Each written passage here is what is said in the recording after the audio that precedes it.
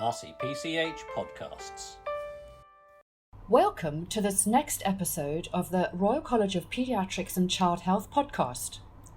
With COP26 concluding recently, we thought it was timely to make climate change the theme of our podcast this month. And I'm delighted today to be joined by Dr Bernadette O'Hare, who is Senior Lecturer in Global Health Implementation and Child Health at the University of Malawi and St Andrews. Bernie is also the chair of our international work stream of our Climate Change Working Group, and recently led the development of our new college position statement on the impact of climate change on global child health. Now, before Bernie and I chat, we're going to first hear some reflections from Dr Richard Smith, who's chair of the UK Health Alliance on climate change. Richard spoke earlier this week with my colleague Dr Liz Marder about his reflections on attending COP26 and what it means for the health community. So over to you, Liz and Richard. Hi, I'm Dr Liz Marder. I'm a consultant paediatrician in community child health and neurodisability at Nottingham Children's Hospital. I'm also the Treasurer at the RCPCH, and more recently I've had the privilege to take on the role as the Chair of the RCPCH Climate Change Working Group. I'm really pleased to be joined by Dr Richard Smith for this podcast. Richard, do you want to introduce yourself? Yes, hi Liz. So I'm Richard Smith and I'm the Chair of the UK Health Alliance on Climate Change, which I hope everybody listening to this would know what it is, but I know in reality they don't. So we are an alliance of almost all of the royal colleges, the physicians, the surgeons, the GPs, the nurses, the paediatricians like yourselves, and the BMA and the BMJ and the Lancet. So altogether, our members have some 900,000 members, which is most of the NHS workforce. And we are working to mitigate the effects of climate change, emphasise the benefits that would follow from decarbonising our society, and encouraging adaptation, because the reality is that climate change is already affecting people's health and the system generally. Thank you. So this evening we're going to be chatting all things COP26. So I know you were involved, Richard, in several events at COP. It was really nice that I actually got to see you, having only met you online in Glasgow for the day that I was able to attend myself. But I know you did lots of other things, and I know that you also joined the group who cycled from London to Glasgow ahead of COP, kicking it off. So perhaps working chronologically, could you start telling us a bit about the cycle ride? Tell us what happened and how did you get involved? Yes, well, the first thing I should make clear is I didn't cycle all the way from London to Glasgow. I simply cycled from London to Oxford. Mind you, that was 72 miles from where I started, and I am 69. Mind you, I think I'm fairly fit and I do a lot of cycling. So I got involved really because, it was organised primarily by paediatricians at Great Ormond Street, but there were also paediatricians from other parts of the country. And the guy who was sort of organising it all contacted me some time back and said, might I be interested in it? I thought it was such a good idea that I thought I ought really to commit myself to doing something. Altogether, they were carrying a whole lot of messages to deliver to Alok Sharma, the president of COP. And in fact, one person from WHO had brought these messages all the way from Geneva, and they were signed by Dr Tedros, the Director General of WHO. So they included a letter from the paediatricians themselves, the healthy prescription letter, which was signed by organisations all around the world representing 46 million health professionals.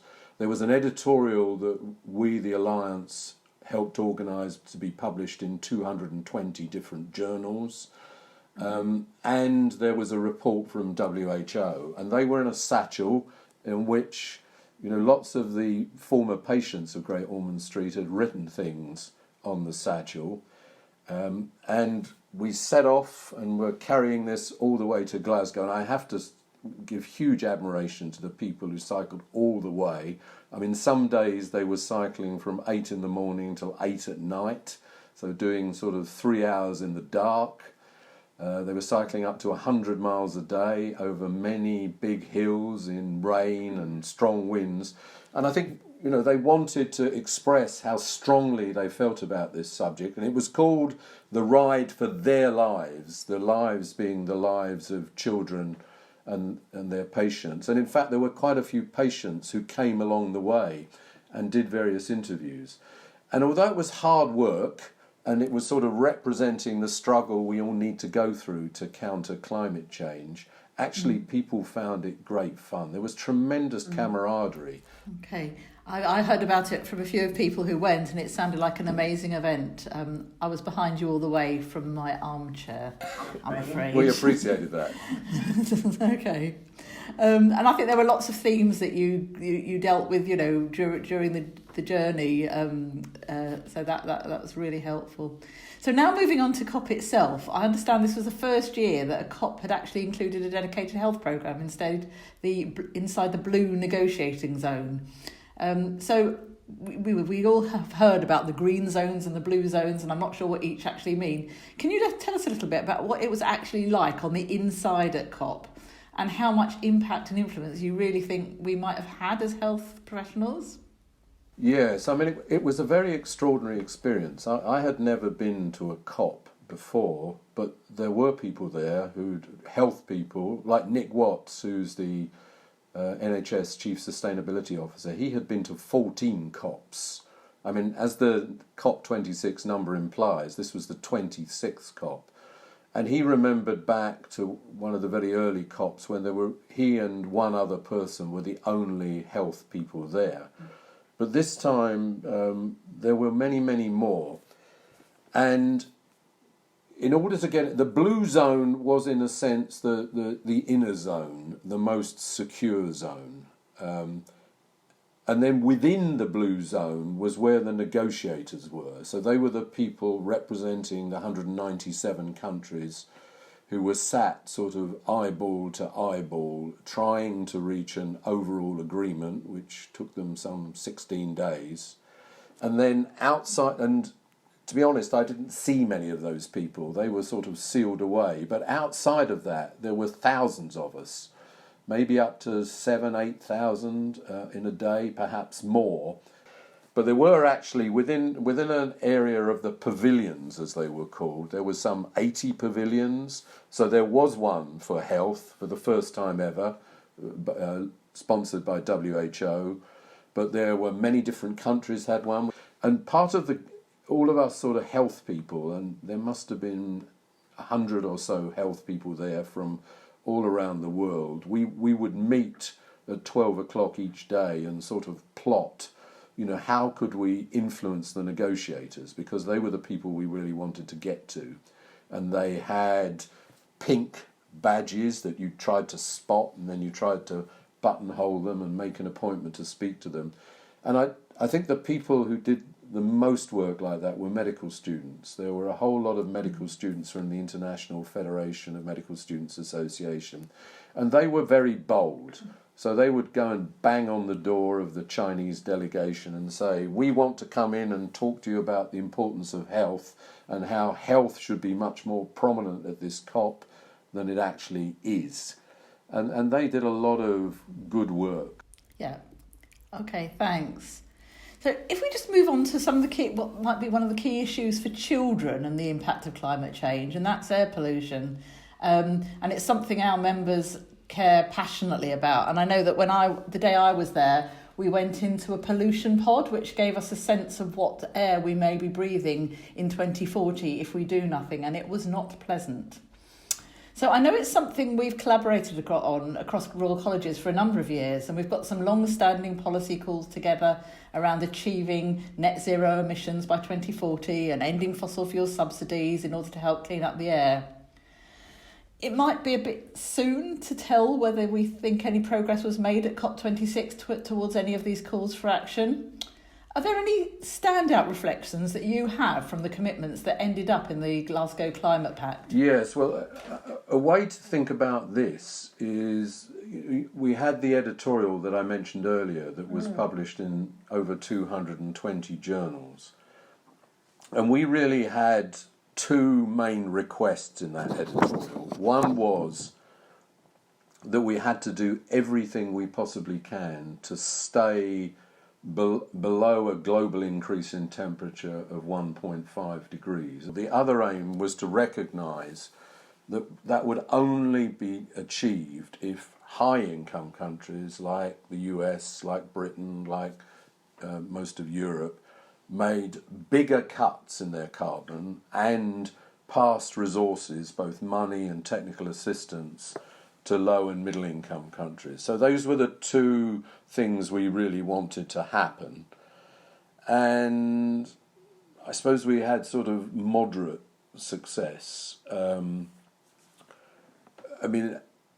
The United Nations said, well, the commitments that were made by all the individual countries, what are called nationally determined contributions, NDCs, they simply, if you added them all up, they simply didn't keep us below 1.5. In fact, even if they are implemented, they would take us to 2.7, which is a stage at which things would become really catastrophic.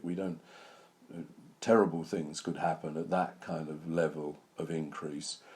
But one good thing was that they also agreed at the conference that instead of reviewing these contributions every 5 years, as happens at the moment, they would review them every year. And I think the pressure is going to build substantially on countries to improve their commitments and make bigger contributions.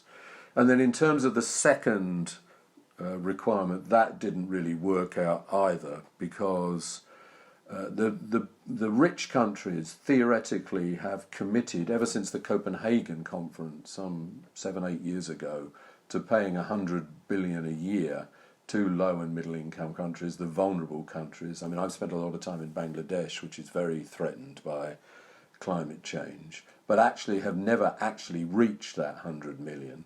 And it was sort of put on one side for 2022, 23. And the vulnerable countries were very keen that there should be something called a loss and damage facility, recognising that it's the rich countries that have caused these problems, and therefore they really have a duty to compensate poorer countries for the damage they've caused. But again, that got scuppered. So that wasn't a complete success. So, they did reach an agreement. There were more ambitious targets. And Cristina Figueras pointed out that now the rhetoric is very much about 1.5, not about the possibility of 2.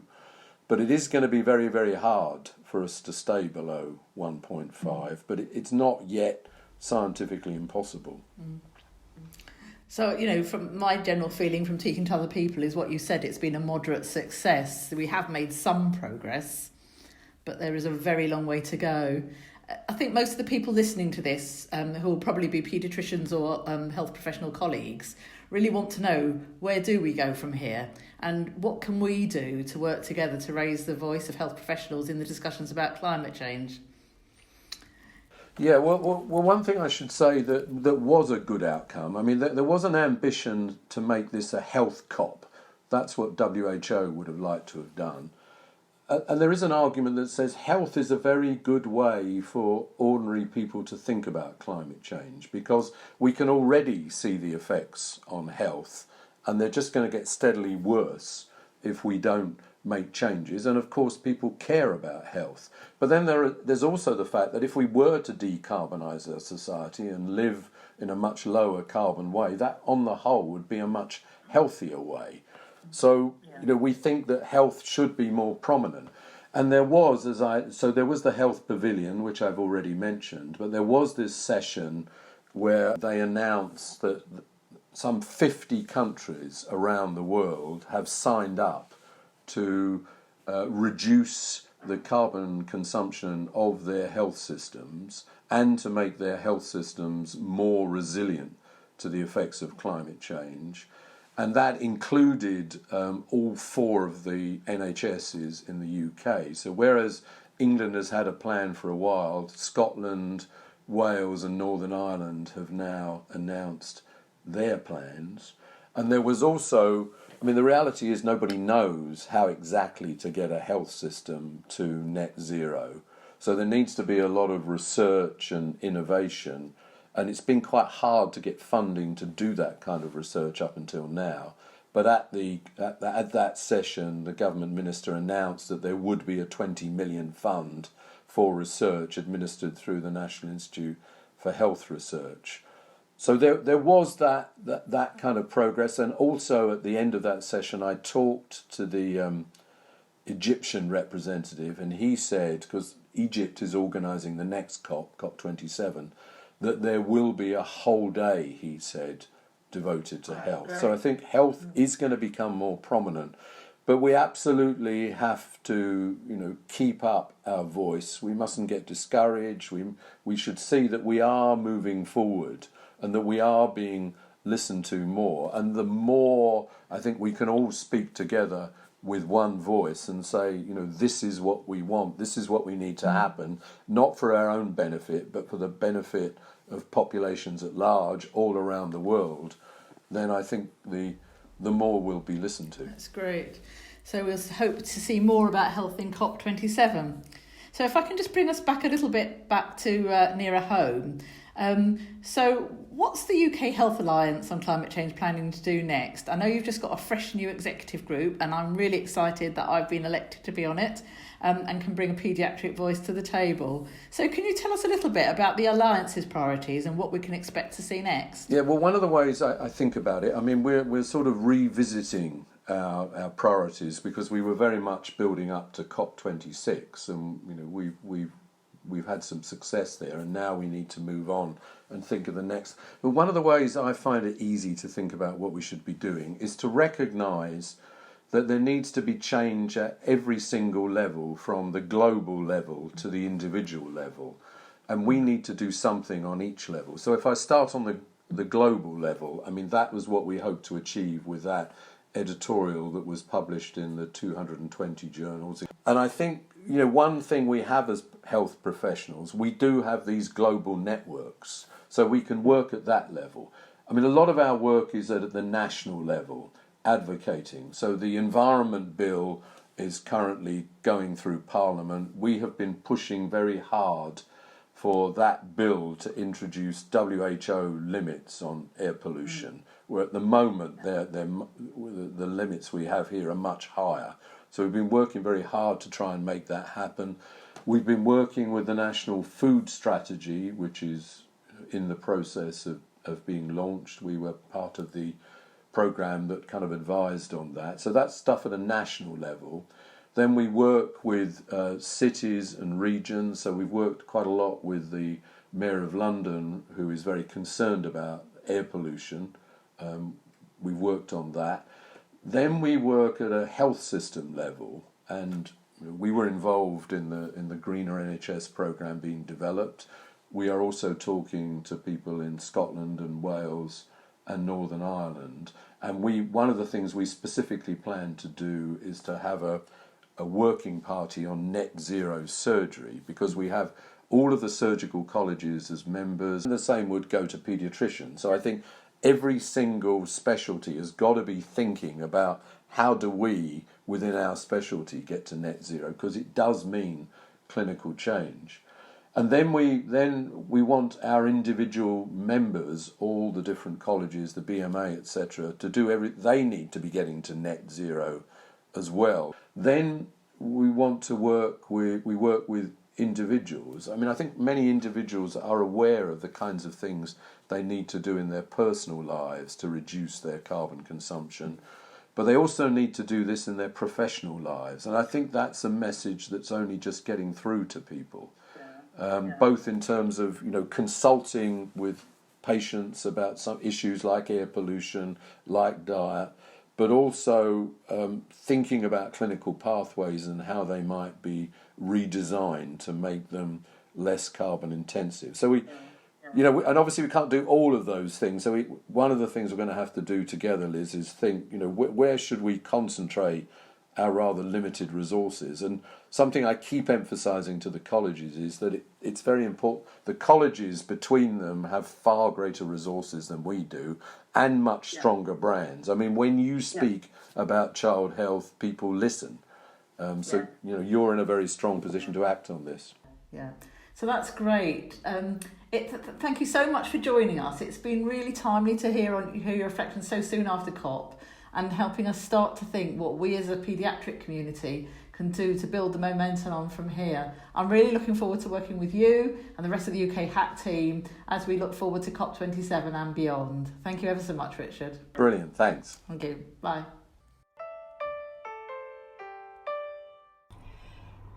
Thank you very much to Liz and to Richard for taking the time for that fascinating chat. Richard, you've given us a real insight into what it was like to be on the inside at COP26, and also your experience taking part in Ride for Their Lives. I had the privilege of joining a different leg. I cycled from Newcastle to Carlisle, and although the group were on their 6th consecutive day of cycling by that point, it sounds like spirits were just as high and the reasons for being there were just as clear. Now I'm going to chat to Bernadette about what we as paediatricians can think about in terms of what next to do with regards to climate action. So Bernie, welcome and thank you so much for joining us today. I'd first like to start by thanking you for all your work on the excellent position statement that your group put together on climate change and child health. It sets us in really good stead for contributing to climate action and advocacy on both the national and the international stage. And it's a shame we don't have long today, but could you perhaps begin by telling us about what the statement says in a nutshell? Thank you, Camilla, and thank you very much for having me here to represent the international strand of the Climate Change Working Group. In a nutshell, the position statement first places the many risks associated with climate change in the context of the current health risks that children already face around the world. It opens with the extraordinary fact that almost all children, more than 99% worldwide, are already exposed to one or more climate and environmental risk to their health. So the other thing that the position statement highlights is that many children, especially those in the parts of the world that have contributed least to the climate crisis, do not have access to their critical or physiological determinants of health, without which they won't survive. So children who don't have access to water, sanitation, affordable and nutritious food are the very children whose situation will be made even worse by climate change and all the sequelae that comes with it, including conflict and displacement. The other thing we need to consider carefully is the mental health effects of climate change on children. These are significant and indeed may be long-lasting. We know that children are worried about it, and the mental health consequences that have been described include depression and anxiety, and these can lead to problems with behaviour and academic performance in the longer term. So considering all these factors, this was our background, the group then went on to highlight 3 key considerations. That the climate crisis is a child's right crisis. It overlays multiple other child rights crises. And in fact, this results in over 15,000 children dying each day, many from diseases, for example gastroenteritis, that could be prevented with simple interventions, such as clean water, sanitation and hygiene. Therefore, it is appropriate that we use a child's rights-based approach when we respond to the climate crisis, and we draw attention to the clear link between the United Nations Convention on the Rights of the Child, which is the most ratified treaty globally, and the SDGs, Sustainable Development Goals. And it's also appropriate that we use the SDGs to frame both our monitoring of child rights and our advocacy for child rights. So the other key point is present generations have a duty of care towards future generations. And climate change raises particularly pressing issues such as how we use our available natural resources without threatening the sustainable function of the planet's ecosystems. The other three key issue for consideration is the importance of the voices of children and young people. And for decades, many young people have been concerned about climate change. Thankfully, our current generation of children and young people are coordinated, and they're using the full range of tools at their disposal, and their voices are being heard at the highest levels. So they're inspiring us, and this is wonderful. I couldn't agree with you more, Bernie. A voice is something that we have really prioritised at the Royal College, and so I think it's really important that we've brought that out in the statement. I think it's incredible that you've managed to include so much in one statement. Can you remind us, in particular, what as the college's top 3 asks are from the statement? Thanks, Camilla. So COP26 was a pivotal opportunity to reflect and assess the commitments made by the international community. And health professionals worldwide have really tried to use this opportunity, and they've united in calling for emergency action to limit global temperature increases and restore biodiversity and protect health. In the position statement, our top 3 asks for global leaders focused on 3 areas. The first one was support and protection of children. All children, as we've mentioned, have the rights to the determinants of health. But yet millions of children in the UK and globally do not have these. And this situation, we know, is going to be worsened, has been and will be worsened by climate change. So we're calling for child rights and child health to be a central theme in all policy decisions that may impact the climate, and include a child's rights risk assessment as part of all climate policy decisions. And when you think about this is actually a very wide-reaching, because going forward, all policies will need to be considered within the context of the impact on the climate, and we're asking that children's rights be therefore considered in all policies. Our other ask is about mitigation, and here we've asked for our governments to reduce emissions associated with climate change. We know children and young people are especially vulnerable to the impacts of air pollution, and we're calling on all countries to prioritise the delivery of a rapid but also a just transition away from fossil fuels. So those that can least afford it aren't impacted the most. It has to be a just transition. Governments should strengthen the targets to end their use of fossil fuels across all sectors as part of their transition to clean, renewable sources of energy. And that should include immediate cessation of all fossil fuel exploration and subsidies. Our third ask is adaptation. We need to now be adapting to protect current and future generations from the impact of climate change. As we've said, it's every child's right to grow up in a safe environment. And we have to prioritise this for future generations of children to thrive. Governments are key to ensuring children have their rights. And we've called on governments to mobilise and allocate the maximum available resources to protect the rights of all children everywhere. We're calling for targeted investment in climate resilient and low carbon sustainable health and education services. It's vital that children continue to go to school, that they continue to access their healthcare services, continue to get their preventative vaccines, despite the risks presented by climate change. I think we can all agree that those are all really important areas that we want to see our global leaders focusing on.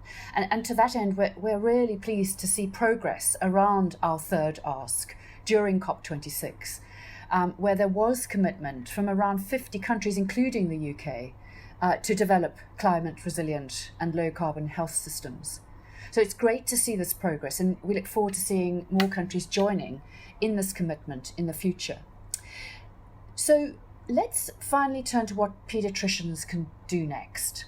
I know our position statement makes a number of recommendations, but as a paediatrician, we can look at the size of this problem and feel really quite kind of hopeless and almost helpless.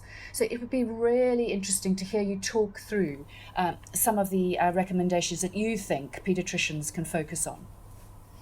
Thank you, Camilla.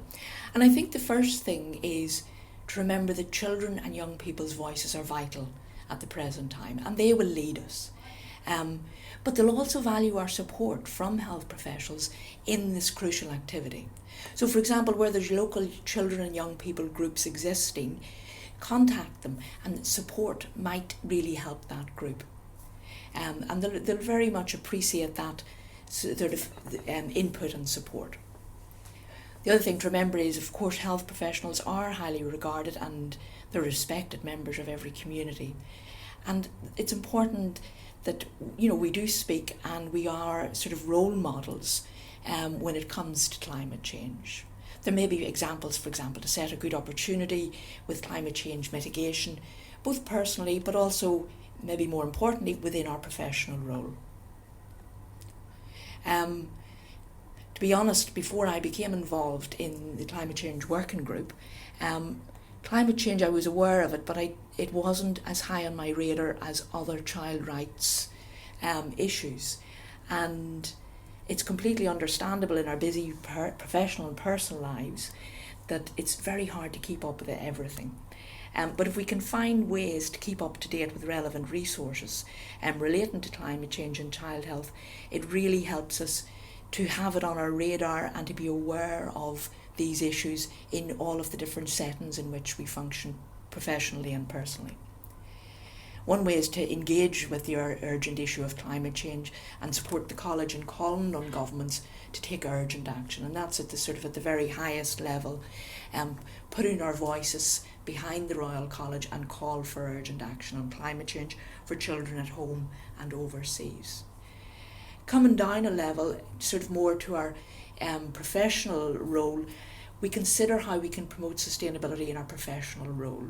There'll be, in every health trust, there'll be a sustainability group, a sustainability champion. Can we contribute to that in any way? Is there any way we can encourage, for example, in our local community, in our council, to encourage disinvestment from fossil fuel funds, to make sure procurement policies are taking the SDGs into account in terms of their supply chain, in terms of climate change, and in terms of all other SDGs. Some people have suggested advocating for the use of local and plant-based products in kitchens and hospitals, and really just considering sustainability at all points of the care we deliver to patients where possible.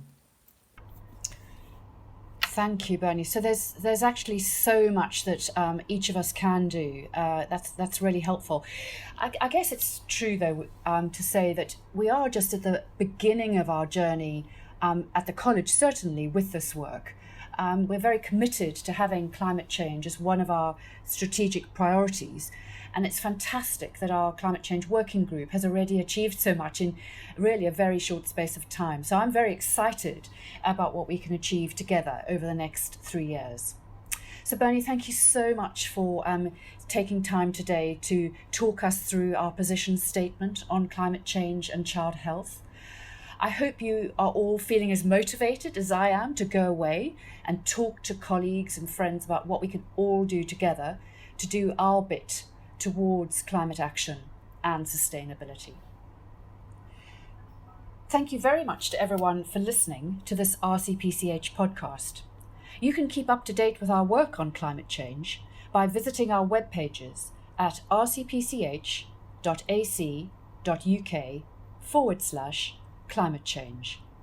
We're slowly but surely building up a repository of resources for child health professionals, so do take some time to have a look. Thanks again for your time. RCPCH Podcasts.